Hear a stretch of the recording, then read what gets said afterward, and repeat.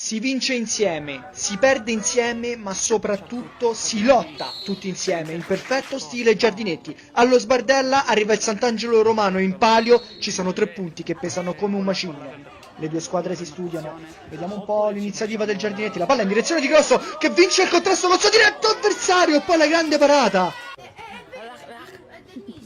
Prova allora a reagire il Sant'Angelo. Lupi in mezzo a 2, si distreggia molto bene, poi si gira e con un grandissimo mancino porta avanti il Sant'Angelo Romano.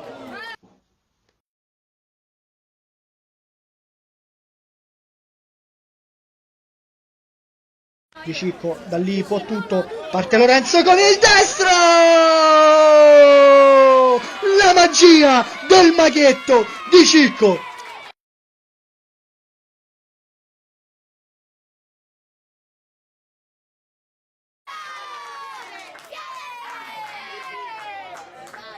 Il rilancio del portiere, subito Grosso ad aggredire la palla, Federici vede lo scatto di Barile, il numero 10 è posizione regolare, incrocia sul fondo di poco.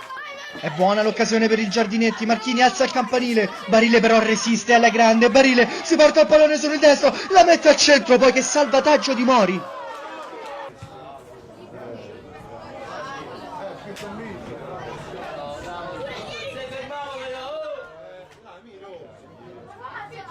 Il Sant'Angelo fa girare il pallone, non esce nessuno però del Giardinetti, allora per 100 anni è tutto facile, d'esterno verso De Angelis, è ottimo il controllo, De Angelis è solo e con la punta realizza il 2-1.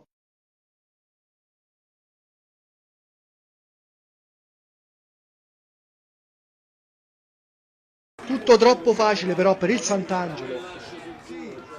Vediamo se arriverà alla conclusione. No, è uno schema per Barile, Barile, destro palo!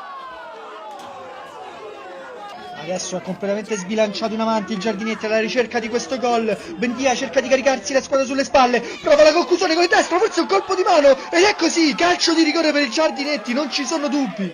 Federici, momenti di tensione. Vai Bomber, parte con il destro! Portate a centrocampo quel pallone!